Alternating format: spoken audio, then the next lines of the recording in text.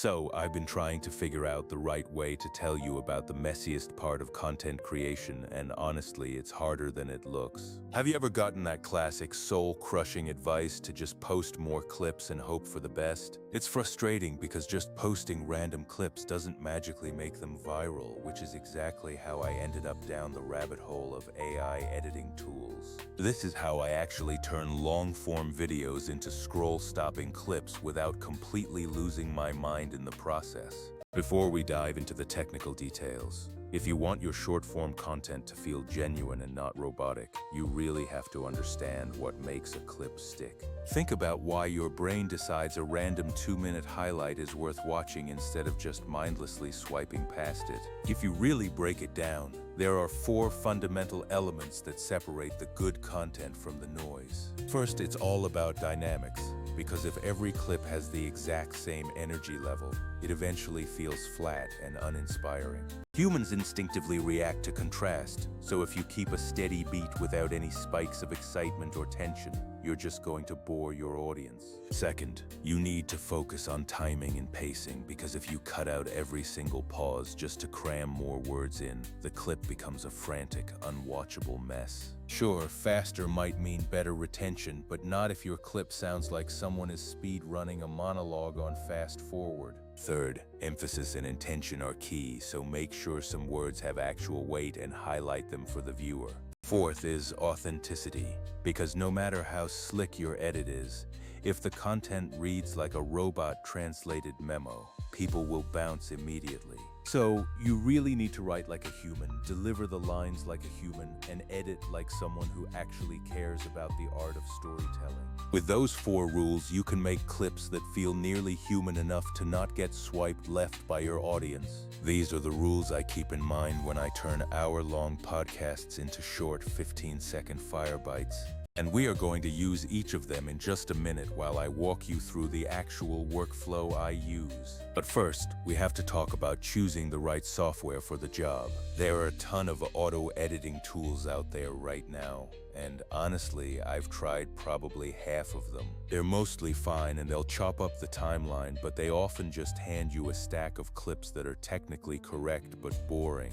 The one tool I keep coming back to is Vizard, and no, they didn't pay me to say this, though I certainly wish they did. I started using it when I was drowning in footage, and it has genuinely become the backbone of how I scale my content. Why Vizard, you ask? For starters, its auto-editing viral clips feature actually finds the parts that matter. It pinpoints the little narrative beats, reaction shots, and micro hooks that you would otherwise spend hours hunting for manually. What really makes Vizard useful is how it meshes with the creative process by giving you smart suggestions and multiple variations. It allows you to fine-tune pacing and emphasis without having to recut the entire timeline from scratch. Now, I'm not saying Vizard is perfect, as some competitors do a good job at raw cutting, but they often have their own specific limits. CapCut is great for flashy transitions, but it often lacks the robust scheduling and multi-platform management you need to grow.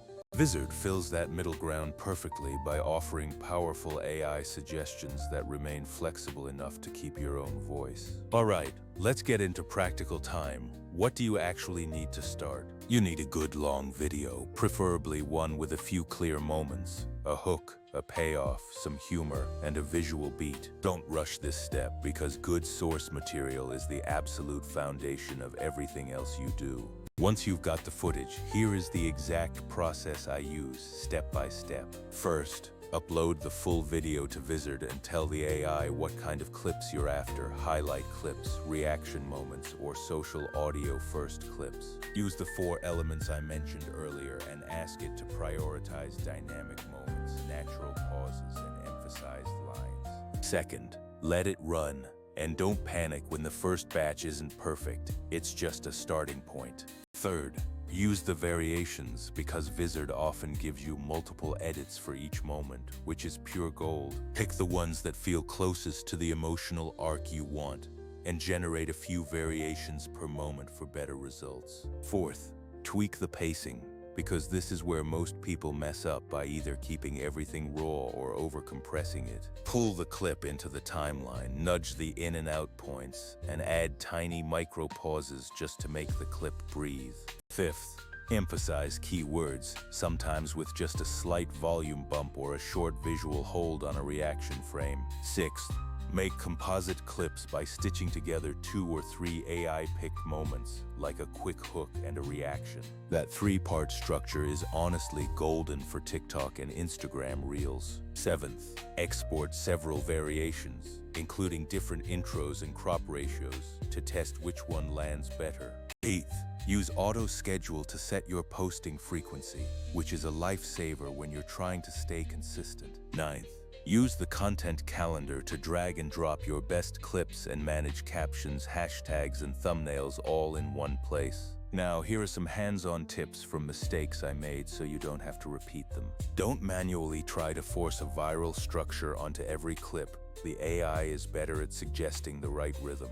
Generate clip batches to get natural variants. Then combine the best sections from each for a final result that feels more human. Keep an eye on visual hooks, and if the AI picks audio-only moments, layer in a cutaway or a reaction shot. Translate and dub smartly, because big creators who start dubbing see huge jumps in views. It's not magic, it's reach. Let's talk about performance tracking, because Vizard gives you analytics on which clips perform best by platform and by type. Use this data to feed the AI, so tag your best clips and let Vizard learn what to prioritize for you next time. One last thing, authenticity, because I know a lot of creators freak out about automating their content. But think about it this way, the value comes from your ideas, your voice, and your presence, not the manual grunt work. Automation lets you focus on the creative stuff like writing better hooks and planning better interviews.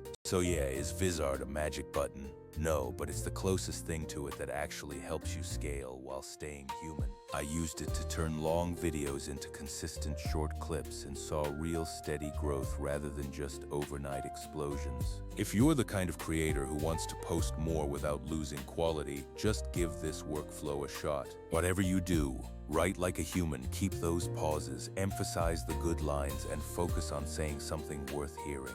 Alright, that's the tutorial, but the real kicker is that once you stop obsessing about every tiny edit, you unlock a massive audience. Think big, because there is a whole world out there that doesn't speak your language or doesn't scroll at the same time you do. Vizard helps you reach them without rewriting your entire process, so try adding just one extra language to your next batch of clips. Okay, I'm done nerding out, but I can drop my export presets and scheduling checklist in the description if you want to replicate my results. For now, go make something people actually want to watch. Let the tools do the boring parts, and I'll see you in the analytics tab.